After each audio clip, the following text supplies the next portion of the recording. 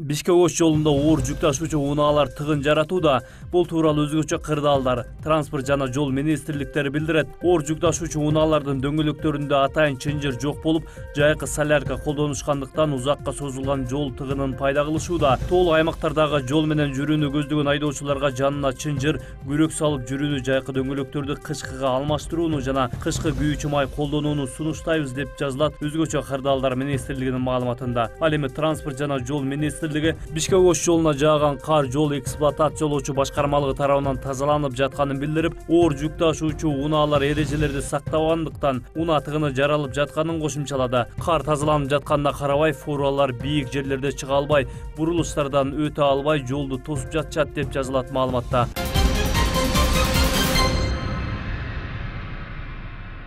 Бишкек-Ош жолунда 27 декабрда жол кыймылына киргизилген чектөө алынды. Бул тууралуу өзгөчө кырдаалдар министрлигинен кабарлашты. Маалыматка ылайык, кечээ аталган кан жолдун 127-128 чакырымдарында жол тыгындары катталып, Сосновка постунда алгач жүк ташуучу, андан соң жеңил унааларга чектөө киргизилген. Жол тейлөө ишканасынын жана патрулдук милиция жол кыймылын жөнгө салган соң, кыймылга чектөө толугу менен алынды. Буга чейин өзгөчө кырдаалдар министрлиги айдоочуларга жолго даярдыгы жок чыккан үчүн тыгынга болуп жатканын билдирген эле.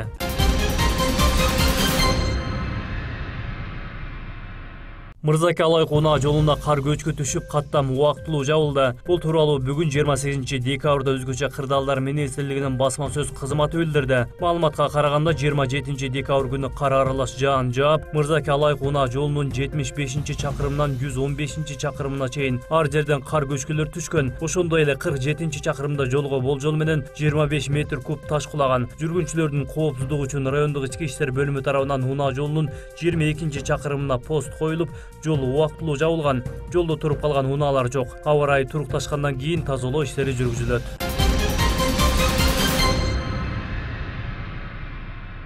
Президент Алмазбек Атамбаев 11 декабрда өткөн референдумда кабыл алынган конституцияны өзгөртүү боюнча мыйзамга кол койду. Бул тууралуу өлкө башчынын маалымат кызматынан кабарлашты. Баш мыйзамды өзгөртүү Кыргызстандын эгемендигин жана суверендүүлүгүн бекемдөө, парламентаризмди бекемдөө, аткаруу жана мыйзам чыгаруу бийлик органдарынын кызматташуу принциптерин тактоо, сот жана укук коргоо органдарын реформалоону улантуу үчүн конституциялык негизди жакшыртууга багытталганы айтылат. Мыйзамдын тексти Эркин Тоо гезитинин 30 декабрда санына жарыяланат. Ошондой эле мыйзам жарыялангандан 15 күндөн соң күчүнө кирет. Бирок премьер-министр жана парламенттин айрым ыйгарым укуктары боюнча беренелер 2017 жылдын 1 декабрынан тарта күчүнө кирмекчи. Баш мыйзамды өзгөртүү боюнча референдум 11 декабрда өттү. Ага жалпы шайлоочулардын 42% катышкан, анын 79%дан ашыгы баш мыйзамды өзгөртүүнү колдогон. Оппозиция конституцияны өзгөртүүгө каршылыгын билдирип келет. Чолпон Жакупова депутаттык мандаттан баш тартуу боюнча борбордук шайлоо комиссиясына арыз жазды. Бул тууралуу БШКдан билдиришти. Депутат арызында ыйгарым укуктарын 2017 жылдын 1 январынан тарта токтото турганын жазган. Арызда БШК качан карай турган азырынча белгисиз. Жакупованын арыз жазышына 11 декабрда өткөн референдум себеп. Депутат буга чейин конституцияны өзгөртүүгө каршы чыгып, эгер референдум өттү деп таанылса, депутаттыктан баш тартаарын айткан эле. Анын мандатын тапшырбоого чакыргандар да көп. Бирок депутат айтканынан кайта элек. Жакупова 2015 жылы парламенттик шайлоодо Бир Болуп партиясынын тизмеси менен парламентке келген. Анын ордуна партиянын тизмеси боюнча Дүйшөн Төрөкулов келери күтүлөт. Төрөкулов мурда Ош шаардык дене тарбия жана спорт комитетинин жетекчиси болуп иштеген. Коомчулукта анын Душка деген лакап ат менен белгилүү криминалдык чөйрөнүн өкүлү экени айтылып келет.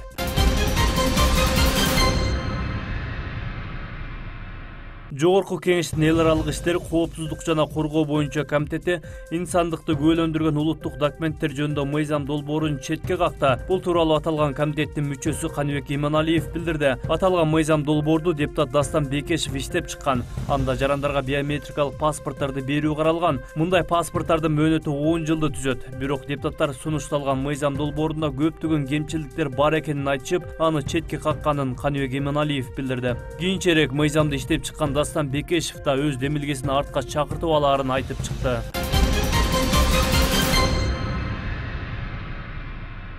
Президенттик шайлоого катышуумду партия чечет. Бул тууралуу Республика Ата Журт фракциясынын лидери Өмүрбек Бабанов билдирди. Анын айтуусунда кийинки жылдын башында партия курултай өткөрүп, бул маселе боюнча чечим кабыл алат. Президенттик шайлоодо мамлекетти жетектейм деген адамды тандайбыз. Ал өз жоопкерчилигин сезип, кандай иштерди жасайм деген планы болуш керек. Президент болуп отуруп, ишти эмнеден баштайм дегендей болбошу керек. Ошондуктан биз партия менен кеңешип чечим кабыл алабыз, деди Бабанов. Өмүрбек Бабанов Республика Ата Журт партиясы өлкөнүн саясий айдыңындагы эң маанилүү саясий күчтөрдүн бири экенин эскертип, буга акыркы шайлоонун жыйынтыгын мисал келтирди.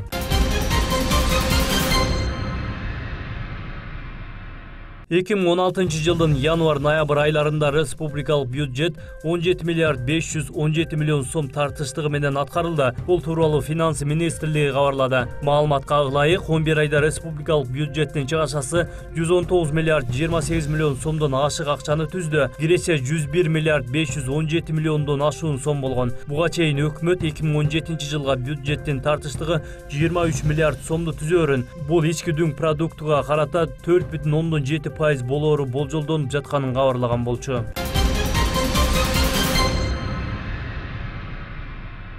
Орусияда Москва, Бишкек жана Москва Ош багытында жасалма билет сатып жүргөн кыргызстандык жаран кармалды. Бул тууралуу ИИМдин Орусиядагы өкүлү Аскат Алиев билдирди. Анын маалыматы боюнча аталган жаран 200гө жакын кыргызстандыкка жасалма билет саткан. Жыйынтыкта билет алган 40тан ашык адам мекенине уча албай калышкан. Учурда кармалган жаран Орусиянын укук коргоо органдарында сурак берүүдө. ИИМ өкүлү жаңы жыл алдында кылмышка шектүүгө алдангандарды милицияга кайрылууну сунуштады.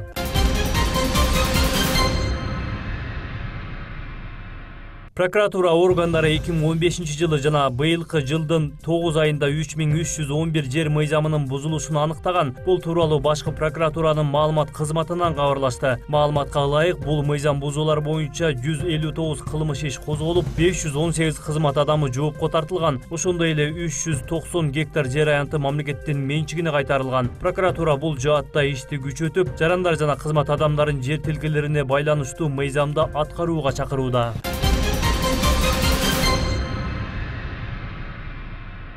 Кыргыз Орус өнүктүрүү фонду 20 декабрга карата 612 долбоорду 175 миллион долларга каржылаганы тууралуу фонддун сайтына жазды. Аталган фонд Кыргызстан Евразия экономикалык биримдигине кирип жаткан мезгилде өлкөнүн экономикасын модернизациялоо максатында түзүлгөн. Анын уставдык капиталы жалпысынан 500 миллион доллардын тегерегинде. Насыялардын 20% тамак аш өндүрүү тармагындагы ишкерлерге, 18% транспорт жана логистика жаатына берилди. 3-орунда курулуш сектору турат. Бүгүнкү күндө долбоорлорду каржылоого 175 миллион доллар сарпталды. Кайсы аймакта насыялар эң көп алынганын айтсак, Бишкек 1-орунда, 2-орунда Жалал Абад облусу. Эң эле төмөн көрсөткүчтөр Талас менен Нарын облустарында катталган.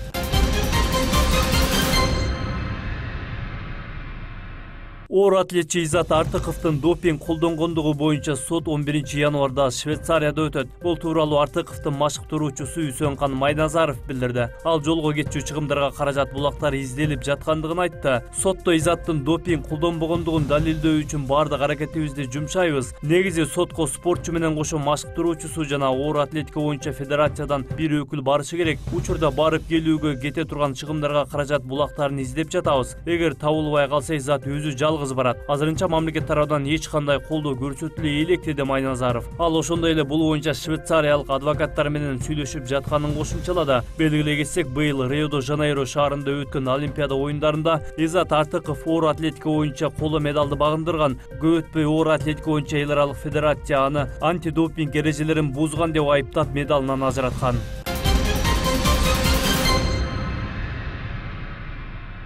Бангладештин Дака шаарында жыйынтыкталган волейбол боюнча Азиянын аймактык чемпиондугунда Кыргызстандын улуттук kurama командасы күмүш байгенин ээси болду. Спорттун аталган түрү боюнча Кыргызстандын федерациясынын маалымат катчысы Бакыт Шүкүралиевдин билдиргенине караганда, Кыргызстандын волейболчулары финалда бангладештиктер менен беттешти. Оюндун 1 жана 2 партиясында мелдеш кожоюндары 25-22 жана 25-23 эсебинде алдыга чыгышкан. 3 партияда 7-6 эсебинде бангладештиктер утуп келе жаткан маалда Кыргызстандык оюнчу Нурмухаммед Токтаев жаракат алып, оюнду уланта албай калды. Кыргызстандан бул турнирге 8 оюнчу барган. Буга чейин тайпалык беттештердин биринде Непал менен болгон оюнда Кыргызстандын оюнчусу Талгат Чалмашбеков жаракат алып, мелдештерин уланта албай калган. Ошондон улам 6 оюнчусу гана калган кыргыз курамасына мелдештин регламентине ылайык техникалык утулуш жазылып, 2-0 эсебинде мелдеш кожоюндары жеңишке жетти.